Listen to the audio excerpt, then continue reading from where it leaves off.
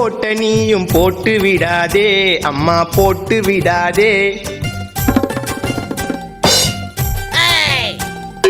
Water கோழி பிரியாணிக்காக கூட்டம் போகாதே அப்பா கூட்டம் போகாதே.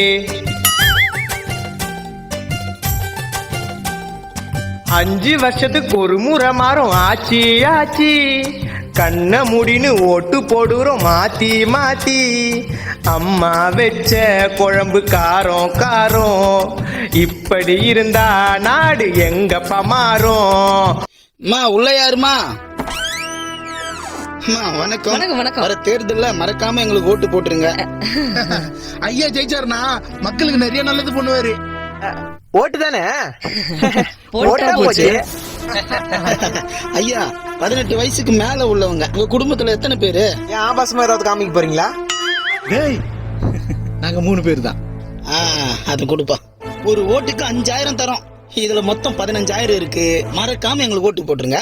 இது ஓட்டுக்கு காசா? எடுத்துன்னு போய். ஏய் மவனே, வீட்டுல எண்ணெய் இல்ல, அரிசி இல்ல, பருப்பு இல்ல, செருப்பு இல்ல, அது திணியாச்சுக்கோ. சொல்றத கையிலப்பா. வர பணத்தை யாவுன்னா குடும்பத்துல கஷ்டமா இருக்குதுப்பா. கஷ்டமா இருக்குதா?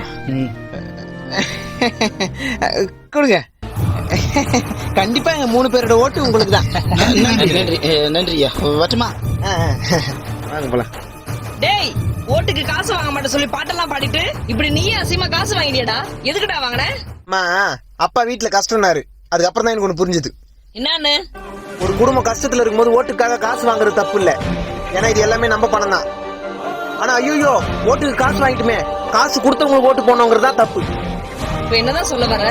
என்னைக்குமே மக்களுக்கும் நாட்டுக்கும் நல்லது பண்ணுவாங்கன்ற நம்பிக்கை யார் மேல வருதோ அவங்களுக்கு தான் நம்ம போடணும் ஓட்டு.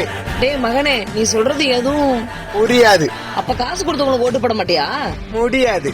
எலெக்ஷன்ல யாரு தான் ஜெயிப்பா? தெரியாது. டேய், அப்ப வந்து போனவங்களுக்கு நெஞ்சார்ந்த நன்றிகள்.